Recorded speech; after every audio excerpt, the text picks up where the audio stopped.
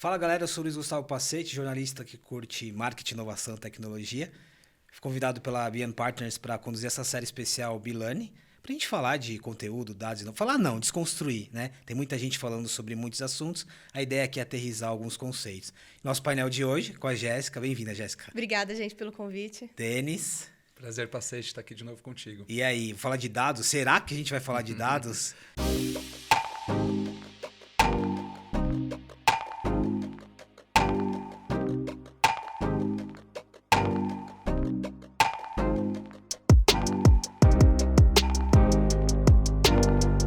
Dados ao negócio. Eu tenho dúvida. E aí eu já faço a primeira provocação aqui da nossa conversa. Essa perguntinha que vocês nasceram e cresceram escutando. O que é data-driven? Bom, data-driven tá todo mundo falando, como você mesmo mencionou, né, no início da nossa conversa. Acho que as empresas, você chega em um monte de palestra, data-driven, data-driven. Mas quando você vai para a prática, né, eu vivo isso muito na prática. O que é? É você começar um projeto já sabendo que perguntas que você quer responder, que indicadores você quer extrair. É você já começar um aplicativo pensando no seu banco de dados, pensando na jornada do seu usuário a partir de dados. É a reengenharia, eu vejo muito isso, sabe? Porque quantas vezes no passado, por métodos antigos, a gente fazia lá um waterfall bonitão e depois do final que você começava a ver, não, o que eu vou medir, o que eu não vou, o que eu vou fazer? Bom, no universo data-driven não existe isso. Você precisa já pensar nos dados, já pensar nos indicadores e o que você vai extrair dele do início. Ele é uma perna muito importante de qualquer iniciativa que você comece hoje. Pensa quanto de dados circula aí nas suas redes sociais, quantos aceites você quando entra no site, aceita os cookies, quantos dados não estão circulando, né? Então, hoje não é algo simplesmente, vou pensar depois. Não, ele é o core de muita coisa de muitos projetos que a gente se inicia. Então, eu vejo o Data Driven como isso. Você já começar sabendo as perguntas poderosas que você quer extrair daquele projeto, sabe? Falar de dados e de Big Data e Data Driven não é uma coisa nova, mas como eu disse, a gente está aqui para aterrissar um pouquinho. Mas por que ainda é importante fazer essas perguntas? O que é Data Driven? O que é tal conceito? Por que é importante, às vezes, a gente voltar, né? E até a Jéssica falando desse contexto, eu remeto a voltar um pouquinho e se perguntar, né? O que a gente está fazendo com os dados? Por que é importante isso? Eu acho extremamente importante porque muita gente associa, né, quando fala de data-driven, direto à tecnologia, direto ao tecnês, direto ao time técnico. E aí você, né, conversando com muitas empresas, você vê assim, não, a coisa técnica é com aqueles caras lá.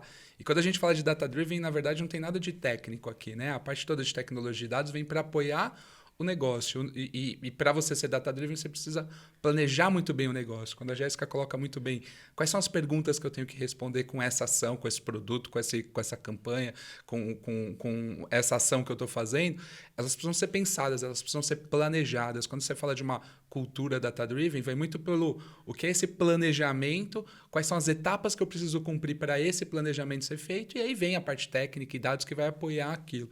Então, não é técnico, né? Quando a gente fala de data-driven, a gente fala de metodologia, a gente fala de cultura mesmo, né? De dia a dia da empresa. Por isso, eu acho que é importante a desconstrução. Mas um pouquinho antes, Jéssica, nos bastidores, você estava contando para a gente sobre que você nunca estudou tanto comunicação, ou que você nunca trouxe tanto storytelling narrativa para o seu dia a dia de dados, né? Como é isso, assim? Por que isso? Olha, eu falo que isso tá no meu plano de desenvolvimento como profissional há um tempo, né? Porque a gente vem, né, trabalha com dados, trabalha muito com a questão de informação, mas não é algo democratizado. Se a gente for olhar para o lado, olhar na sociedade, não é algo que é fácil de explicar.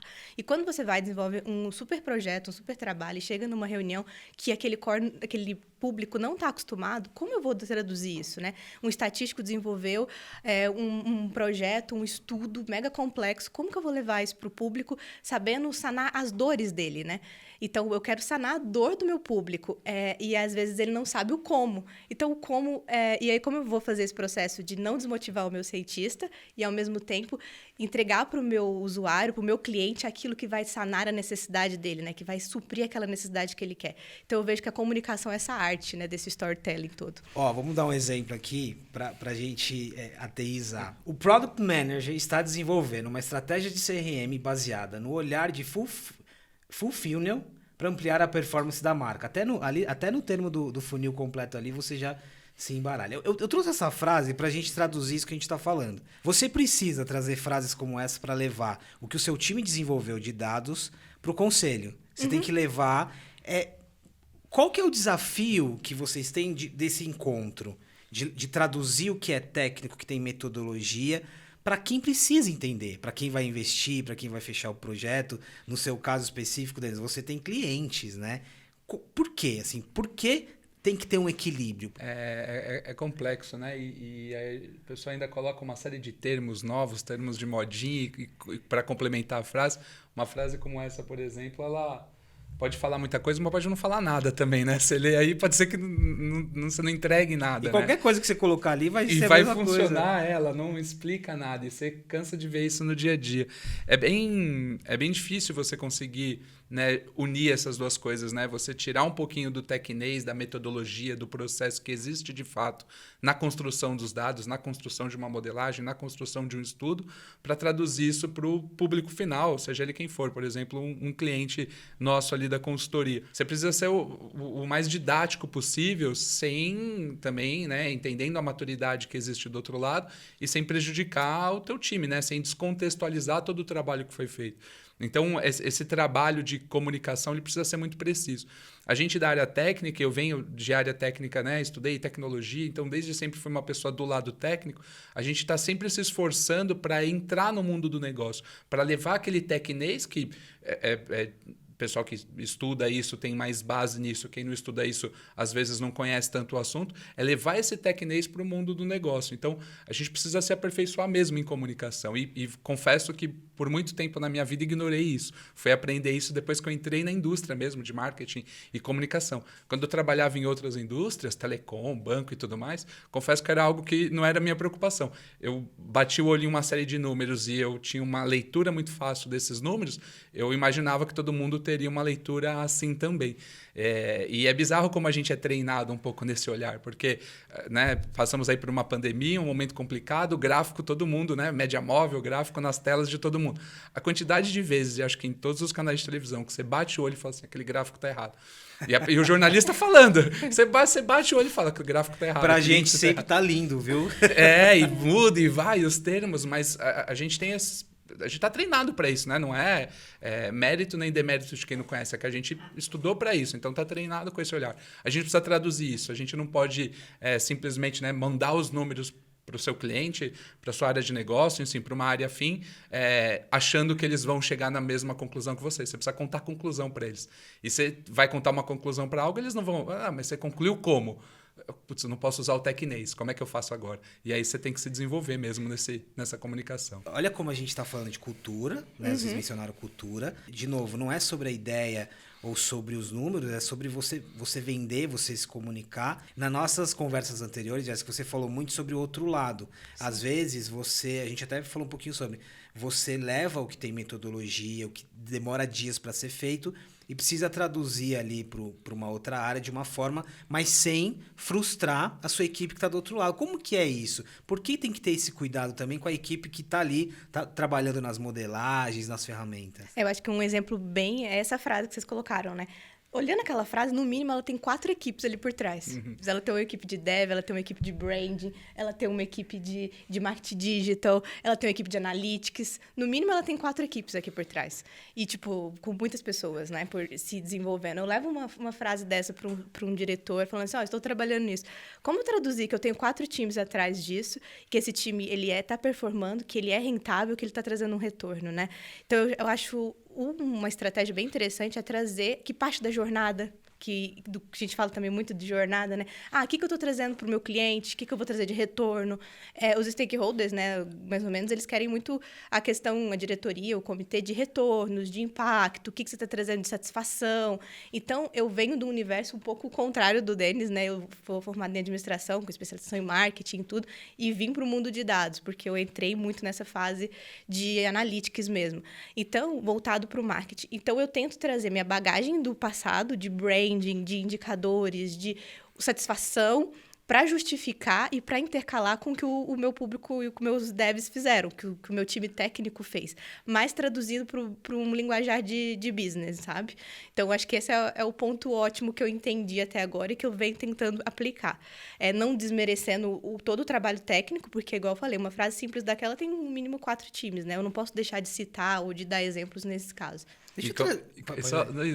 O importante é que às vezes você coloca numa frase dessa e o C-Level, o boarding, a diretoria, seu chefe fala assim, pô, então com 2 estagiários você faz, né? Quantas vezes, uma né? frase, tem 4 times. Olha o risco de você perder o budget da sua equipe. Olha o risco, Né? Porque às vezes você simplifica de um jeito que, putz, eles acham, eu li lá que o inteligência artificial faz tudo sozinho. Cara, não é nada disso. Não.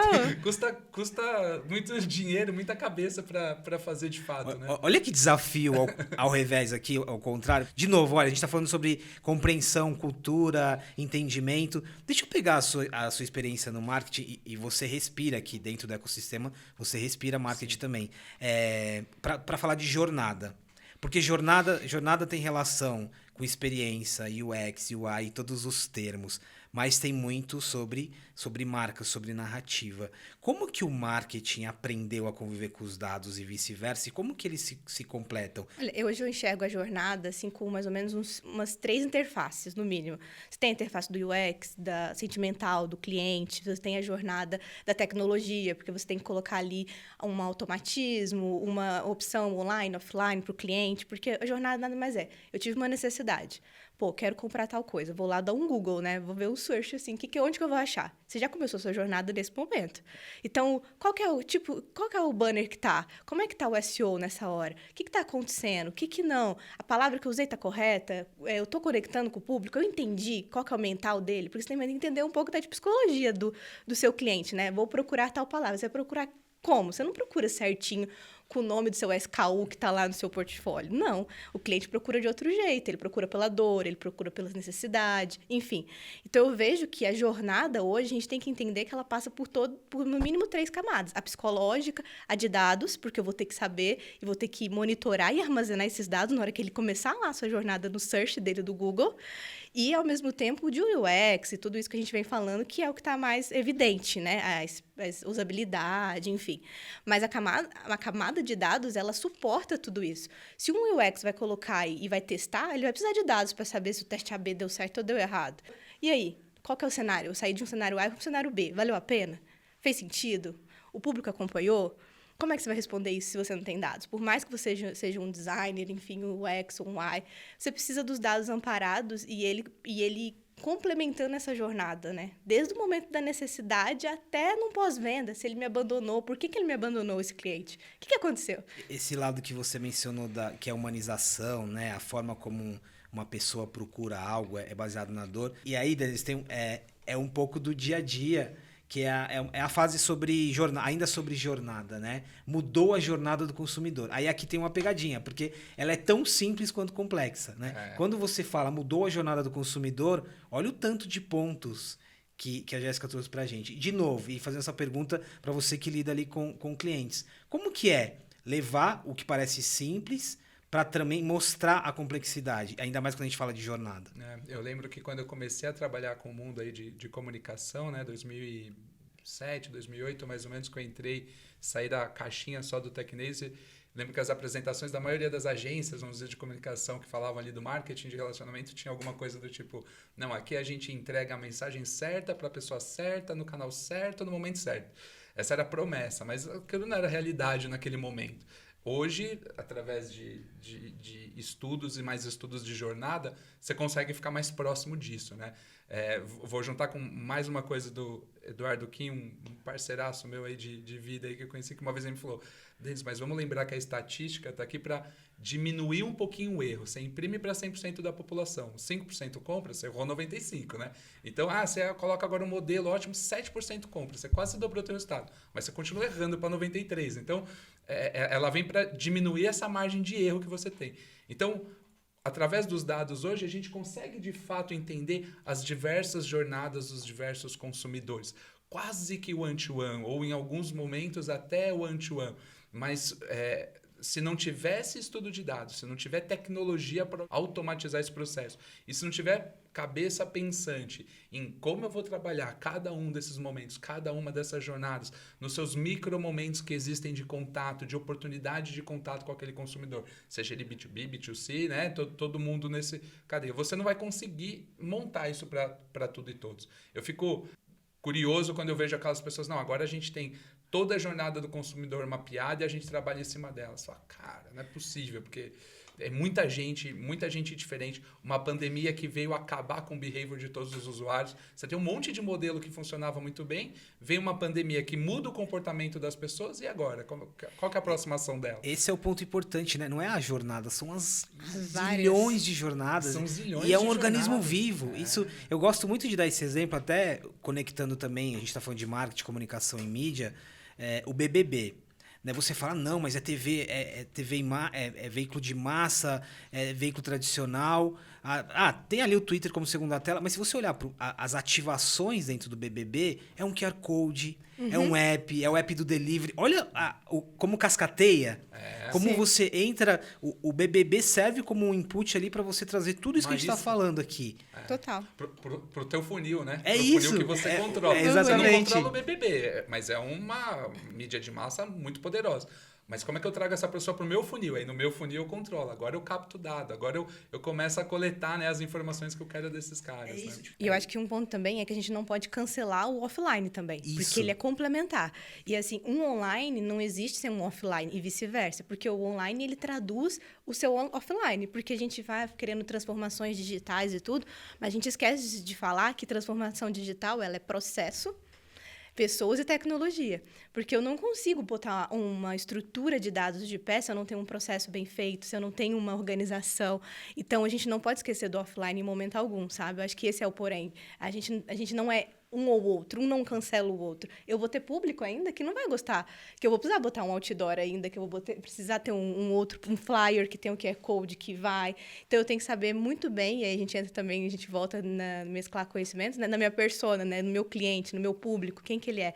Porque ele é diversificado. Eu acho legal isso, porque é um ensinamento muito interessante, porque a gente está falando de dados, né? Nunca eliminar uma possibilidade ou achar que o que é novo vai substituir aquilo que já existe. Não necessariamente. Né? Sempre são camadas que vão se adicionando. Eu gosto muito de falar sobre games, né? Imagina quando a gente vai colocando games, outras plataformas na Total. conversa. É muito louco, Como gente. muda a jornada quando entra um game na história? Imagina! Né? Pô. E como as indústrias, né? Você pega assim, uma indústria de um game e uma indústria de um automotivo.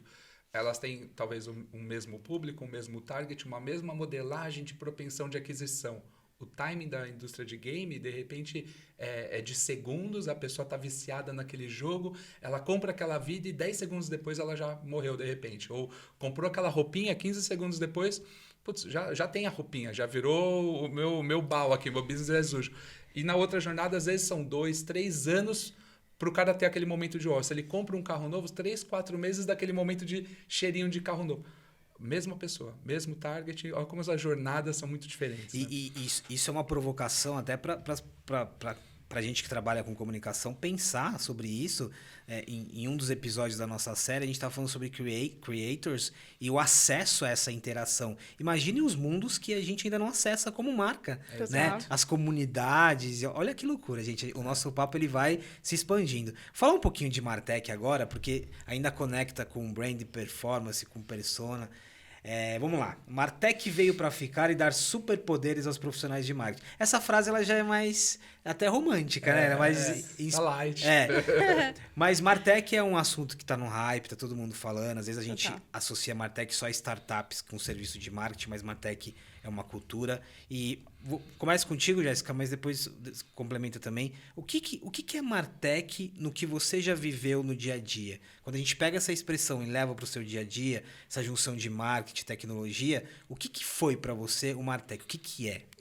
Minha transição de carreira ela fez muito parte desse Martech, porque eu era uma pessoa de marketing tradicional. Estou ali vendo o meu público, entendendo. Só que aí começou a vir a tecnologia. Ou seja, eu preciso de um aplicativo para fazer uma leitura de market share, eu preciso de um aplicativo para fazer um programa de relacionamento, eu preciso de dados, de todo o aparato, de uns devs e tecnologia para poder conhecer meu cliente e levar minha estratégia de marketing ao público, né? Então, hoje não tem mais desculpa assim, eu sou de marketing, eu sou de negócio. Não, você precisa entender de tecnologia e você anda com um time de tecnologia junto. Porque, de fato, a experiência mudou. Independente, igual muito bem o exemplo ali do Denis, né? Independente do produto que você compra, você quer ter uma boa experiência, você quer ter um aplicativo, você quer ter um tracking do seu pedido, se ele está chegando, se ele não está.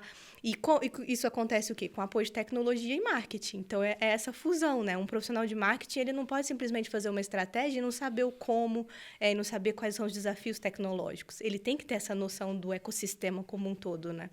O Denis, você respira Martech, né? Mas é resolvido esse conceito no dia a dia? Eu acho que ela fica numa camada assim, super importante, mas tem ali um charme do nome só, né? Mas se você pensar, é a tecnologia apoiando aquela indústria, né? Então, você pode falar de Martech, mas você pode falar de Fintech, EdTech. Tem várias techs acontecendo por aí. O que é isso, né? Você veio do marketing para a tecnologia ou lá do outro lado? É a tecnologia fazendo parte do negócio. E não só ser a área de TI lá que me provê qualquer coisa. Não, a tecnologia dentro do negócio. E quando a gente vai para marketing, né, que é a indústria aí que a gente está inserido, é a tecnologia fazendo parte do dia a dia, é a tecnologia fazendo parte da jornada, é a tecnologia ditando regra, é a tecnologia e dados, vamos colocar assim, direcionando estratégia, direcionando pricing. Você pega as modelagens de pricing real time, né, vai lá, comprar uma passagem aérea, alugar um hotel. Você tem uma modelagem, uma tecnologia, uma modelagem de dados por trás, definindo preço, margem da empresa em real time. Né? O Martech, eu acho que é um pouco isso, assim, tirando um pouco o nome bonito, como é que tecnologia e dados está ali a favor do teu negócio, direcionando ele, atuando para que ele tenha melhores margens, mais clientes, menor churn, melhor retenção.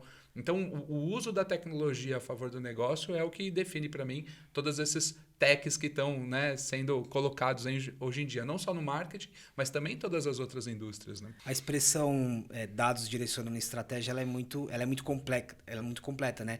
Quando a gente estava falando de comunicação, de cultura, é muito sobre isso, assim. É para determinar o futuro da companhia e para onde vai tudo isso. A gente está falando de dados aqui com um sorriso no rosto, eu acho isso muito legal. Eu estou imaginando aqui, o jornalista, ele tem uma característica de... Ele não está ali no dia a dia, né? Ele está vendo tudo, está nos bastidores, mas eu não sinto a dor que vocês sentem. Mas às vezes eu tô sentindo... Eu sei que é tenso, mas às vezes é engraçado, olhando de fora. Né? Essas conexões, esses... Né? E tão engraçado como uns memes aqui. Vamos lá, ó, eu tentando entender a estrutura de dados da empresa que acabou de me contratar. É tão simples quanto isso, né? LGPD, imagina se a gente fosse falar de LGPD aqui, e aí eu vou aproveitar para terminar, para falar um pouquinho sobre privacidade e lei, mas me solta, eu preciso avisar que a LGPD está em vigor. Tem a ver com aquilo que a gente falou de traduzir para a própria empresa, meu. Sim. Né? O que pode ocorrer? Quer dizer que Data Protection Officer é chamado de encarregado na LGPD? Muito bom. Vamos aproveitar a LGPD, não para entrar, né? A gente tem um contexto de uma lei de dados que começou na Europa, que serviu de referência para o Brasil. Temos aqui uma lei no Brasil, Geral de Proteção de Dados, que mudou muita coisa, trouxe até novos profissionais, mas a discussão é além da lei. É sobre privacidade, é sobre a consciência que nós temos agora sobre os dados. O que essa camada de privacidade, de consciência, de pessoas entendendo mais o valor dos dados vai mudar no trabalho de vocês? A gente volta de novo em comportamento, né, e cultura, porque, de fato, a gente cresceu muito rápido. Na questão de redes sociais, se você for pensar, o Instagram, as redes sociais, elas deram um boom em 2012, se eu não me engano. Então, é importante entender que a gente se vulnerabilizou, né, colocando vários dados em várias plataformas e não tinha um monitoramento. E a LGPD também tem um lado de proteger, mas também tem um lado de mudar o comportamento das empresas. Como é que você armazena, como é que você cuida, o que está acontecendo, eu consigo ter a rastreabilidade, tá tudo organizado, e a gente volta no questão comportamental. Coisas que até então antes eu podia fazer, com a LGPD eu não posso mais. Eu tenho que me preocupar, eu tenho que saber a reengenharia desse dado, ele está armazenado, ele foi capturado, eu tive os opt-ins corretos, né, que é os aceites lá do meu consumidor final. Então, a gente começa a trazer também para o público, né? E aí a gente volta nesse ponto que não vai ter como fugir mais de dados. Todo mundo precisa ter essa consciência, porque a pessoa que está em branding, a pessoa que está em comunicação, ela vai ter que se preocupar se está se posicionando de uma forma correta, porque isso pode acarretar alguns problemas com a LGPD. Acaba aquela bagunça do... Não, mas a gente tem não sei quantos mil clientes, bate em todo mundo, fala com eles sobre isso, eu preciso bater minha meta, eu preciso vender meu produto. Porque não é mais assim. Calma aí, mas você pode falar com ele, você pode falar sobre isso. Você deixou isso claro no momento lá que você estava de experiência com ele, que ele baixou teu app, entrou na tua loja fisicamente, foi no teu evento, que você ia usar aquele canal para essa atividade fim. Então, acaba um pouco com essa bagunça. E eu gosto muito daquele primeiro meme de, né, eu tentando entender a estrutura de dados, porque é o que ela falou, né? A gente precisa organizar se as coisas estão direitinhas, se eu tenho elo de tudo, se eles estão rastreáveis. Cadê a documentação disso tudo? Agente técnico. Talvez tenha uma empresa ou outra que tenha, mas não tem a documentação disso tudo. Sim. Então, você começa a entender isso. Não, valida aí se minha base está ok. Você começa a olhar e a documentação falha ou inexistente. Você começa a descobrir como é que as coisas trabalham, o que está conectado com o quê, onde está, né, o vínculo disso com aquilo. Tem canais, o saque não está conectado com nada disso. Então, se o cara entrou no saque, a gente perde a referência. A LGPD traz uma necessidade de uma organização na sua camada de arquitetura e engenharia de dados muito grande. E aí tem um investimento que as empresas ficam, né, receosas de fazer. As grandes, que têm, né, sede lá fora, obviamente isso já começou, ou que tem estruturas globais, isso já existe, ou está muito próximo de estar pronto. Mas as empresas que, né, estão agora olhando para a LGPD, ou começaram a olhar, né, assim que a lei entrou em vigor, entendeu que tem uma parte jurídica que ela é a mais difícil, mais rápida de ser feita, mas e a parte estrutural e técnica? Estamos prontos? Não necessariamente, sabe? É isso. Eu disse no começo que a gente ia falar de muitas coisas. Vocês conseguiram me fazer não ter vontade de parar um papo sobre dados, que não é muito sobre dados. Gente, eu curti demais. Muito, muito legal, viu? Obrigado. O tempo passou voando. Obrigado, Jéssica. Obrigado, Denis. Valeu mesmo pelo papo. Eu que agradeço aí pelo convite, pelo papo. Prazerzão estar dividindo contigo de novo essa mesa. Obrigada, gente. Muito bom. Pessoal, é isso. Espero que vocês tenham curtido. E falando em curtir, se você estiver no YouTube, curte o nosso vídeo, se inscreve no canal e aproveita os próximos. A nossa série está muito legal. Tem vários temas que parecem separados, mas se relacionam. Muito obrigado.